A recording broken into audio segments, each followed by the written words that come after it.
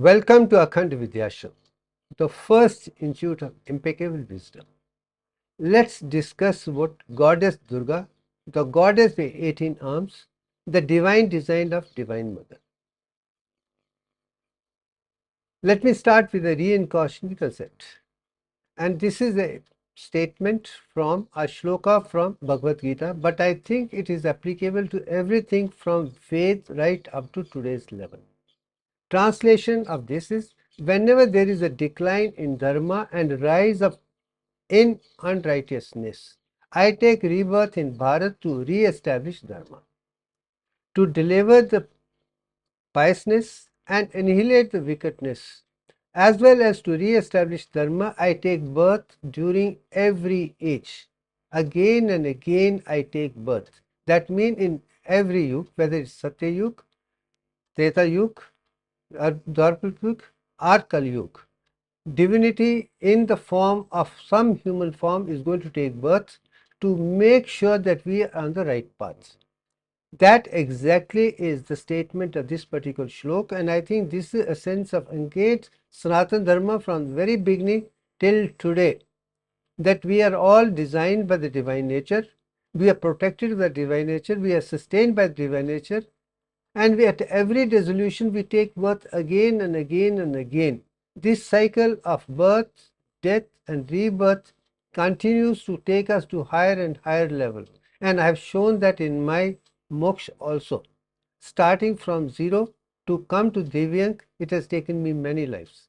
So from that angle, this particular statement is very, very clear, and in that I say almost every human being who has evolved with education, enlightenment and empowerment has taken many births to come to that level, so that we go towards the perfection, impeccable wisdom step by step, and then reveal to the world everything in conceptually perfect to every level. From that angle, this particular picture of reincarnation is the divine design of reincarnation, which I clear. Every human being by and large is born with indwelling human soul. You call it Antaratma, you call Kundalini, or you call it Aditi. Call by any name. But every human being is born with an indwelling soul, and the person who's listening to the indwelling soul becomes a perfect. The person who's not listening to that has all the imperfection within that. Life is as simple as that. From that angle, I have learned many wisdoms in my life, and I call them integrated Akhand wisdom. My first Akhand wisdom is again from Gita alone, and this centers on Bhakti Yoga. And the meaning of that is self-surrender to nature. Leave every dharma, come to me with the perfection, come to me without any reward, then I will free you from every evil. Freedom from every problem is moksha. That means if you want to get a moksha, freedom from completely, you got to go back to the nature and then surrender it to self-worth, and then don't worry about what you money, name, fame, anything you have. Nothing is to worry, because that Antaratma within you as an Antaratma are divine soul. Together they will give you what is required, and they will guide you step by step, and that is the biggest thing which I understand is self-surrender to nature, the Bhakti Yoga, and I continue to do that.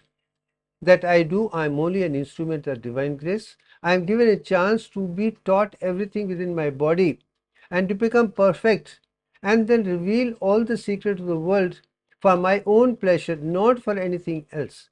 I don't look for money, I don't look for name, I don't look for fame, I don't look for anything. I just want to use the knowledge to become a perfect human being, enjoy Satchidanand 24/7 within me, and suffer from no disease. As I grow older, I should become wiser and wiser, and healthier and wealthier and wiser in anything and everything should come to me as such.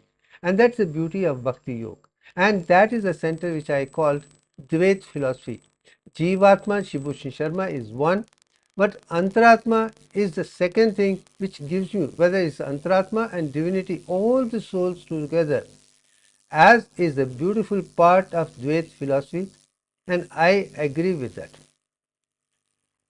Second thing which comes to my mind is the Bhakti Yoga. This is what devotion I have towards Mata Vaishno Devi. As such, I have taken birth there, and the reason for that, this particular thing is connected because Mata Vaishno Devi is incarnation of Goddess Durga only. It started the journey from Goddess Durga, and this is rebirth, and the rebirth, she is the representation of Brahma, Vishnu, Mahesh in Trikuta, or Saraswati Mahalakshmi in three pindis. And these six of them, as a Dattatreya or Durga, have taught me the concept very clearly, because this is how the human beings are designed. All the divine nature, A to Z, from Ved, Upanishad to all the scriptures, are there within the human body. Most perfect object in the entire universe is the human being alone. The one who is listening to the Antaratma is a perfect one. Person who doesn't listen goes through all the problems of imperfection and suffering throughout the life. It's as simple as that. Then the second Akhand wisdom is Karm Yoga. Karmanye vadikare ma firishu kadachan ma karm phaleshu tu sada. That means do your work to perfection at every level and don't worry about the fruits. And the person who's worried about the fruits will never get anything. You should enjoy the time doing your work, be a student, and enjoy the process of evolution step by step. That's the greatest benefit to someone, because that is what is going to make you perfect. That is what is going to teach you what to eat, what not to eat, what to do and what not to do. All the kleshas will go off once you are in tune with Universal, because it teaches you how to experience the Jat Anand within that 24/7. And for that you have to do Karma Yoga. You got to do action 24/7 like Surya itself. Be as perfect as that. If that is the yam and niyams, then you are absolutely on the path of Akhand Yoga. And this is something which is very clear. First is Bhakti Yoga, second is Karma Yoga. And in this Karma Yoga is something which I think Dharma, Arth, Kam, Moksha, and anything which want to come to the Moksha as such, it should be based on perfect Dharma, righteousness. And all your actions should be according to Dharma, the perfection. All your desires, fulfillment, everything should be within the laws of truth and conscientiousness and righteousness only. Only then you are free from all the constraints, the restraints of life. If your actions are not based on dharma, truth, honesty, integrity, then you are going to have all the problems. And I am an example of that, who has lived all the life with all dharma, dharma, dharma, satyam, satyam, satyam, ahimsa, ahimsa, ahimsa, and followed all what all Sanatana Dharma talks about it.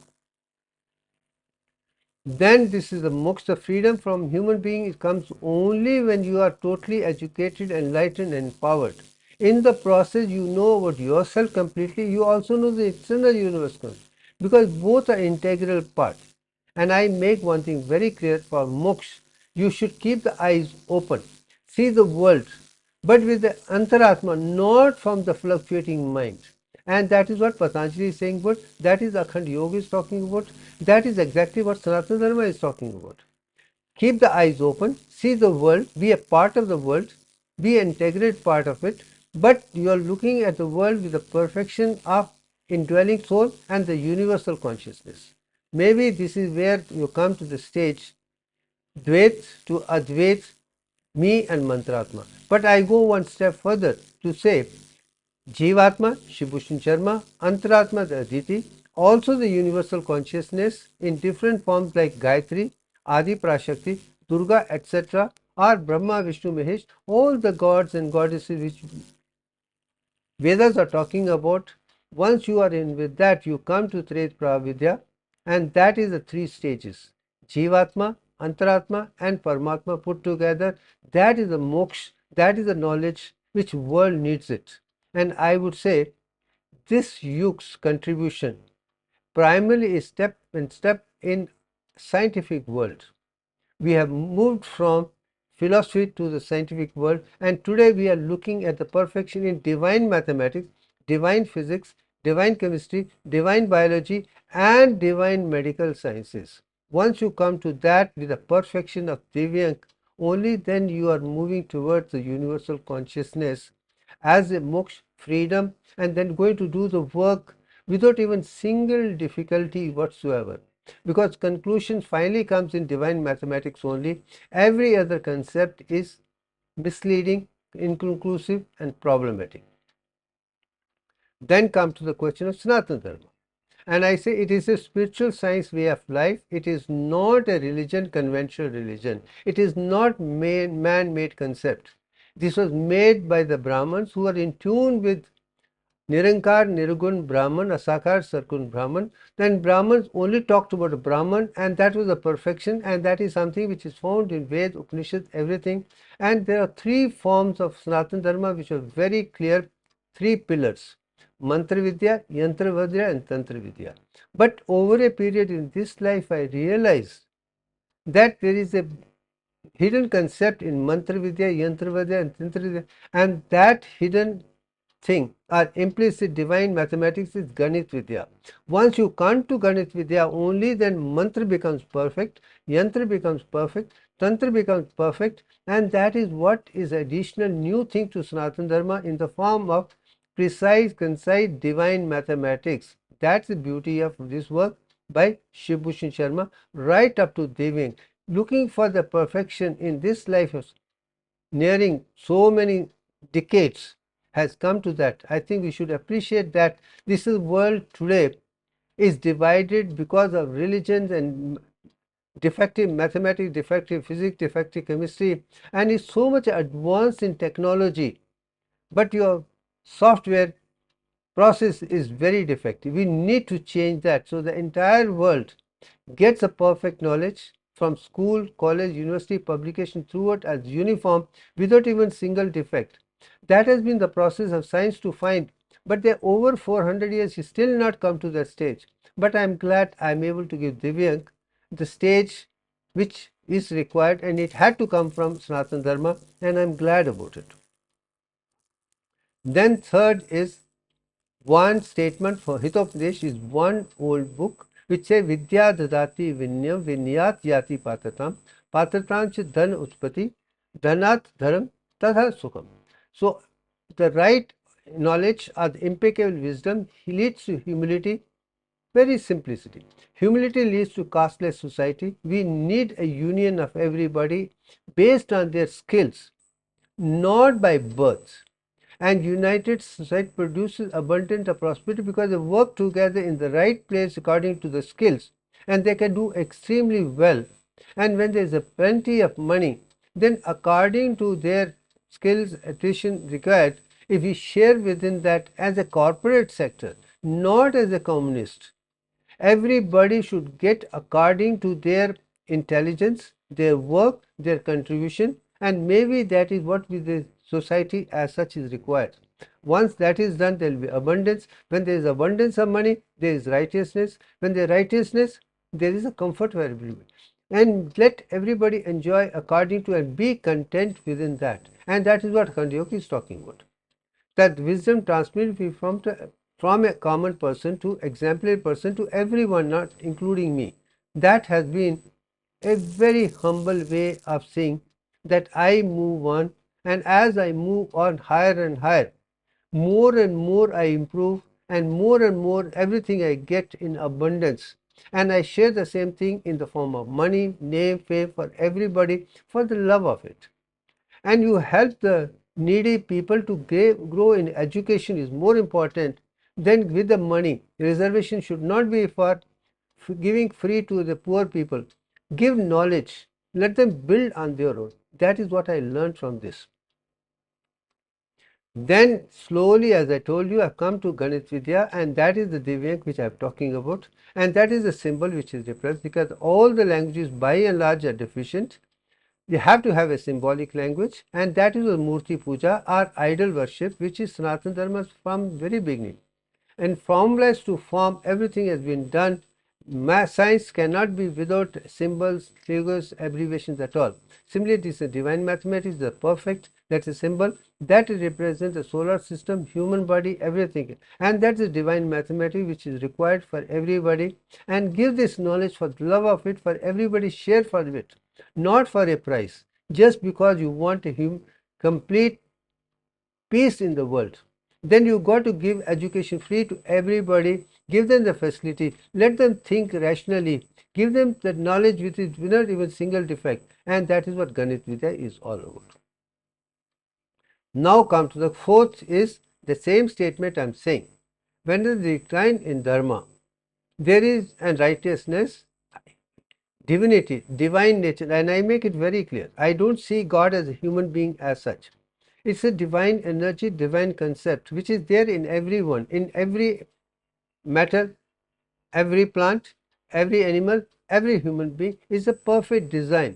Once you have that design, you come to a stage to establish your work very clearly because everything is well defined. It is innate quality, and that is what it is. So, for this yuga, we are all a part of rectifying that. The scientists are doing that, everybody is trying to do that, everybody is trying to do to bring uniformity, scientific oneness in the world, are the one who come to this fourth system of re-establishing dharma once again.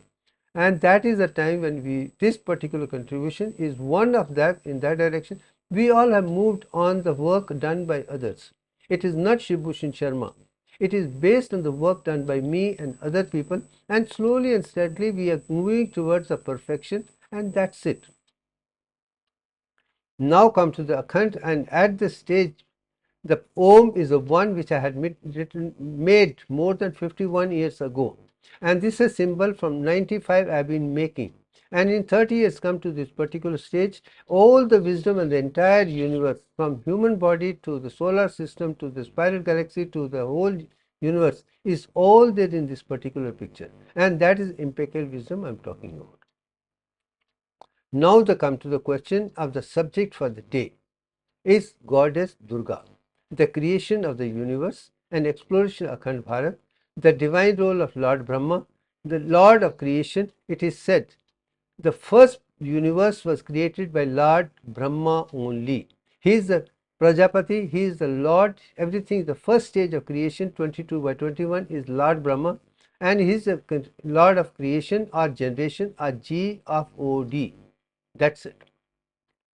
And this is a picture which is the first thing which Lord Brahma did. I am one, he has got 7 sons, and 7 sons are called Saptarishis.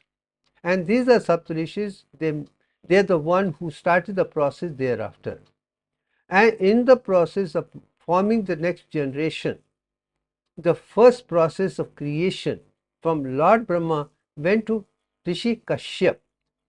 He was one of the 7 in Kashyap who is there for creation of the world thereafter. Now you see in this particular picture the family of Maharishi Kashyap.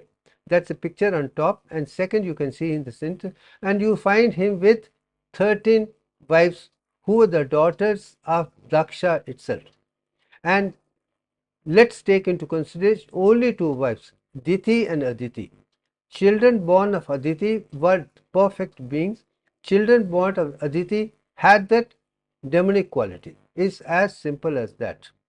6 plus 7 is the 13, and that is where the whole creation started thereafter. Now the divine nature Akhand Bharat. There are 4 yugas we talk: Satya Yuga, Treta Yuga, Dwarpal, and Kali Yuga. Satya Yuga was the first era of truth, and that was the stage when people who were born there, who wrote Vedas, Upanishads, etc., were called Brahmins.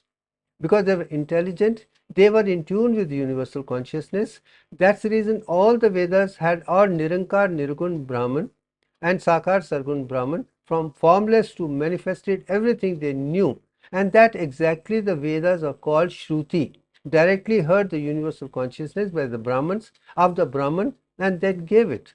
So the era was perfectly of truthful consciousness of Brahmins by and large. And divine scriptures we stand out are the 4 Vedas and 108 Upanishads. They are the original work, which is the Shruti, divine nature, full of Mantra Yoga, Yantra Yoga, Tantra Yoga, and Ganit Vidya. All the 4 put together are there. But to come to that level, you have to be like a Brahman in tune with universal consciousness. Ved and Upanishad cannot be understood by someone who does not have the purity of the universal consciousness within the person. Let that be the fact. And now I'm going to show you how exactly things happen.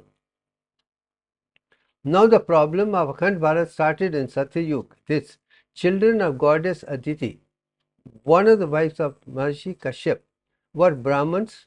They were following truth integrated. They are the Brahmins who tool with the universal consciousness. They continue to be there even today.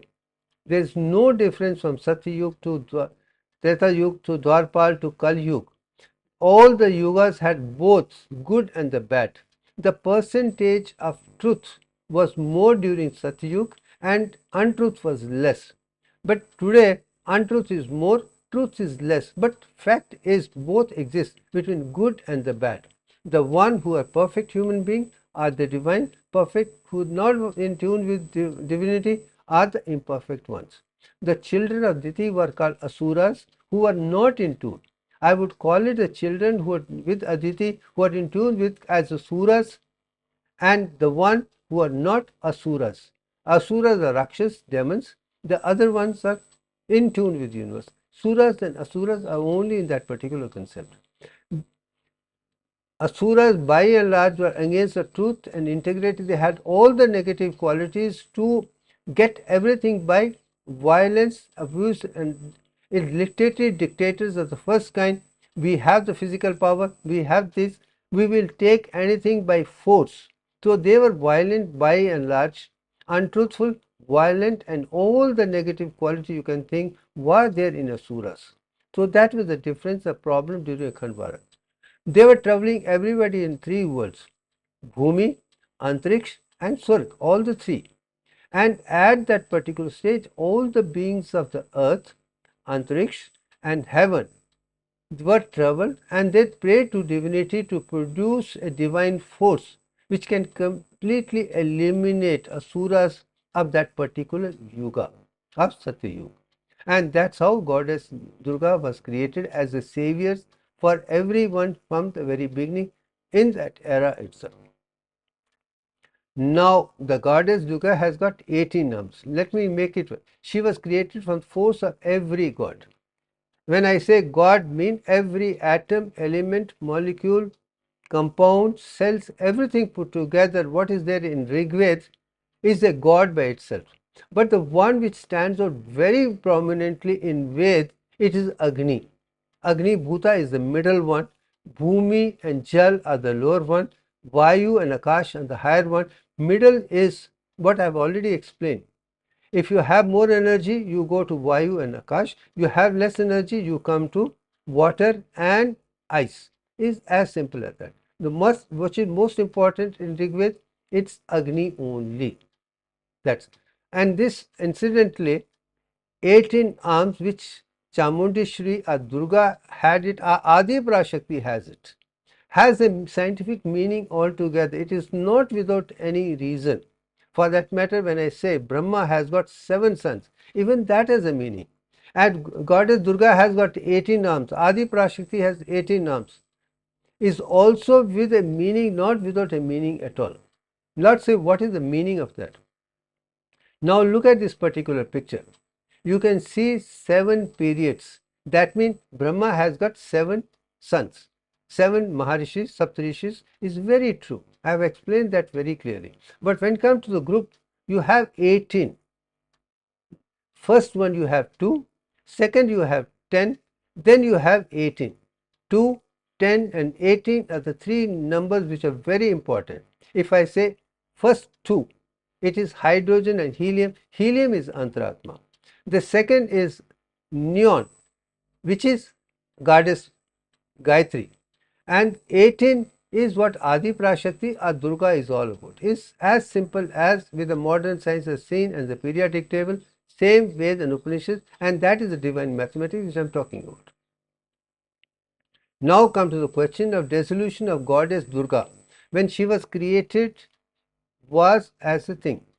And my understanding it, after she killed Mahishasura and all the demons by and large, she decided to dissolve her body to be taken birth again as a human being as such, as another goddess Vaishnavi, and that is the dissolution which took place in the universe.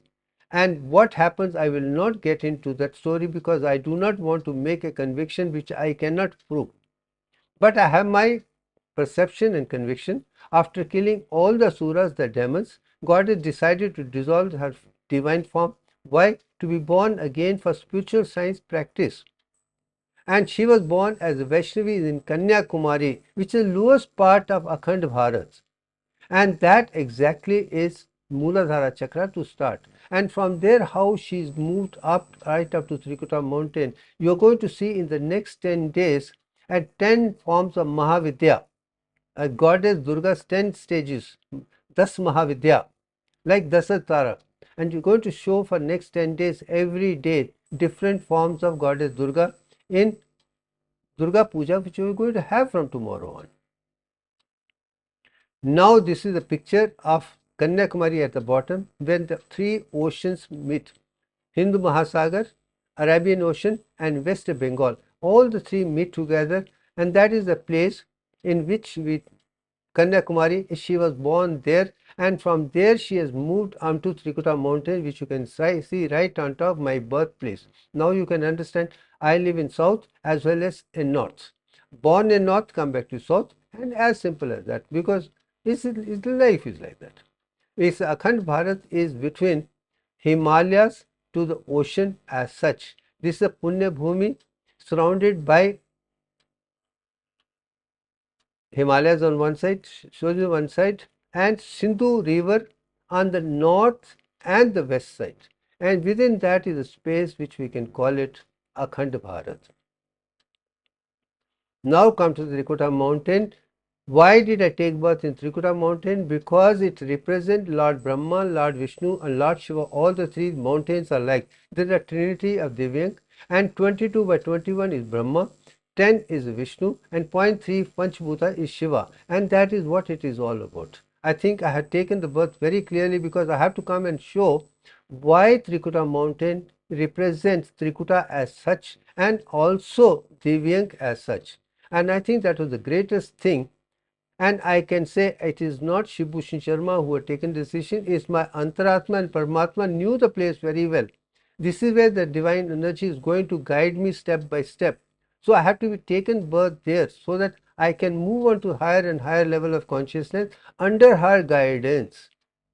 Shibhushan Sharma and she as Advait, me and her and Antaratma as Advait, me, Antaratma and Goddess Durga and Goddess Gayatri, Goddess Adi Prashakti, Durga, etc. are Tret Pravitya. Once all are put together, only then the union takes place and there is impeccable wisdom which rises thereafter.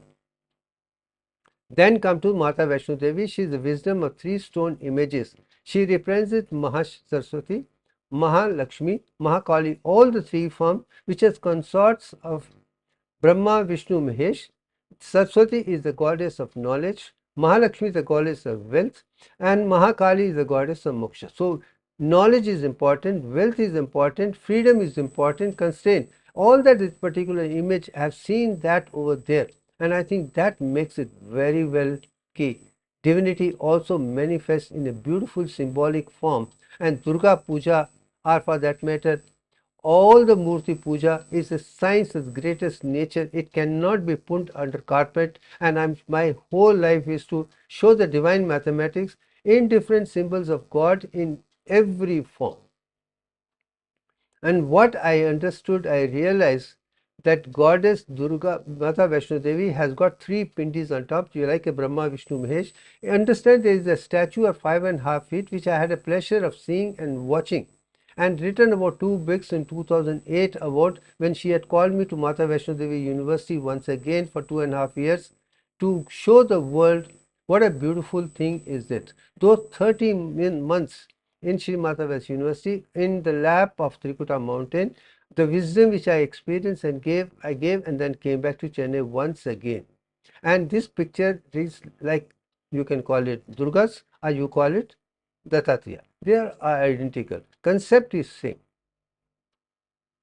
Now Mata Vaishno Devi is shown with 8 arms, not 18 arms. Let it be very clear ki why Adi Prashakti is with 18 arms. Goddess Durga is with 18 arms because that's the original energy. That's the whole thing. But when come to the Mata Vaishnavi, she is shown with 8 arms, not because she represents Agni-Bhuta. When Saraswati, Goddess Durga, dissolved, she kept the form of Agni form, and with that form, her Antaratma she is born with. So she represents Agni-Bhuta. She represents basically oxygen, which has got 8 electrons and 8 protons. Let's leave it at that.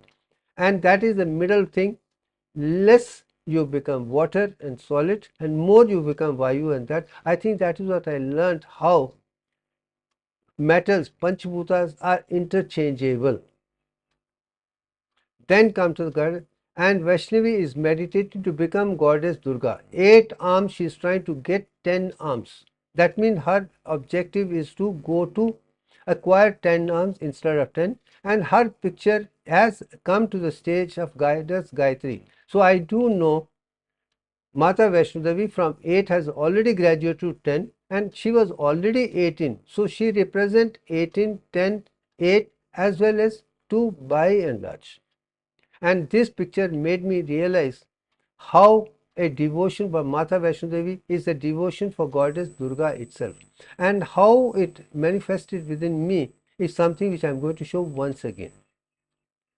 Then at the age of 7 years, I asked my parents to get me initiated into Gayatri Mantra, into Upanayanam, and that was done in 7 years, and that is called a genuine birth of a perfect Brahman. Every Brahman who has to become a Brahman, this process is essential because that is what is going to give you the beauty of mantra, yantra, tantra and ganit thereafter. Then you are focused into the perfection, and that is Brahman is supposed to be.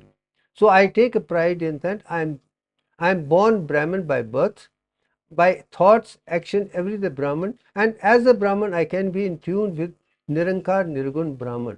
And this initiation at the age of 7 transformed me completely, and that is where I would say the seeds of Akhand Gayatri Mantra was shown at that particular stage. Then learning how Gayatri Mantra has evolved from Rig Veda to Yajurveda to other Veds to Mahanarayani Upanishad to Akhand Sutra, Akhand Gayatri is what I am going to show you in the process, and that is what is spiritual evolution all about. Then when you are in tune with Goddess Durga, Mata Vaishnavi, then these things will come to you because they represent the whole wisdom by and large.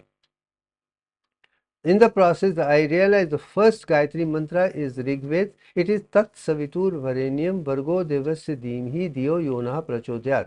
It starts with only Tat, then Savitur and Varenyam. It's only what sunlight which are talking about. Nothing more than that is spoken about in Rig Veda. That is Agni element. Again, Varenyam is light and Agni, and that is a divine energy, and that is the sun. And I think that is what Shunya is, and that's how things started.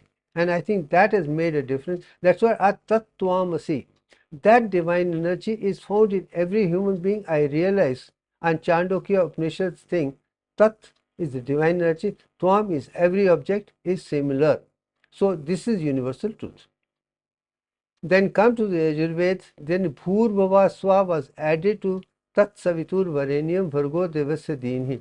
That means divine nature realized that it has got 3 parts: Bhumi, Prithvi, Earth, Antriksh, Bhuva, and Heaven. All the 777 is put together as a 21 parts, is what Yajurveda is talking about. First is the divine concept. Yajurveda is talking of the 21 parts of Bhumi, Antriksh and Swa. By and large, same thing is found in Om also. Then come to the Gayatri Mantra. When Om was added, as that realized Bhurvava Swa is Om and with the Turiya put together. Again, one step other. Bhurvava Swa is A, U, M. But Turiya is added further. That's a clarity that you're moving closer and closer to higher consciousness.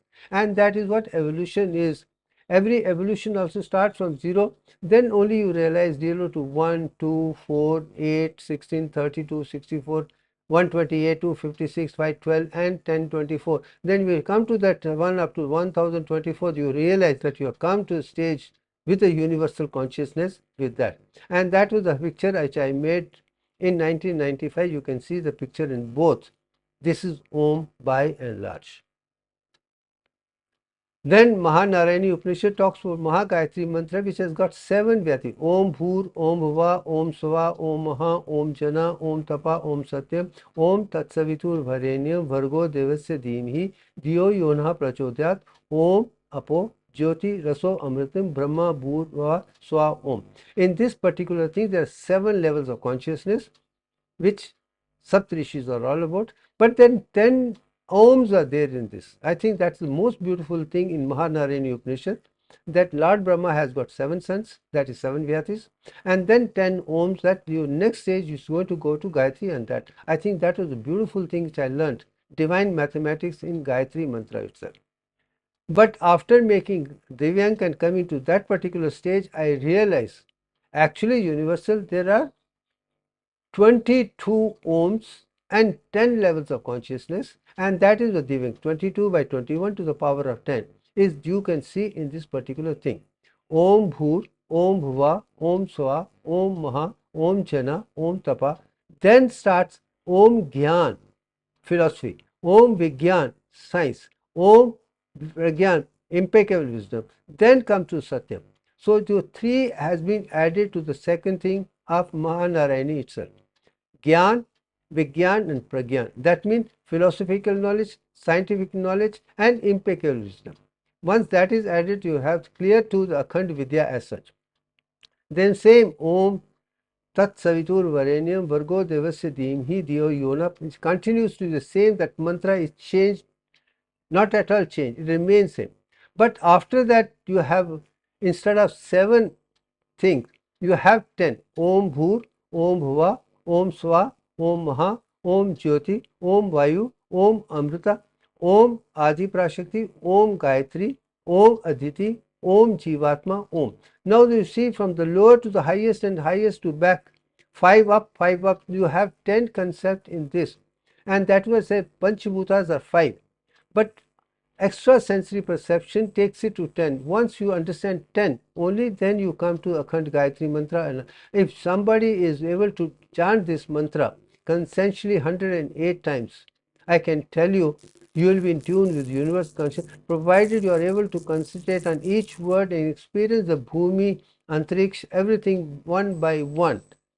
You will experience the beauty of all the 10 dimensions of the universe, and that is what Akhand Yoga is all about. That is Akhand Vidya is all about. That's all the process which I am talking about.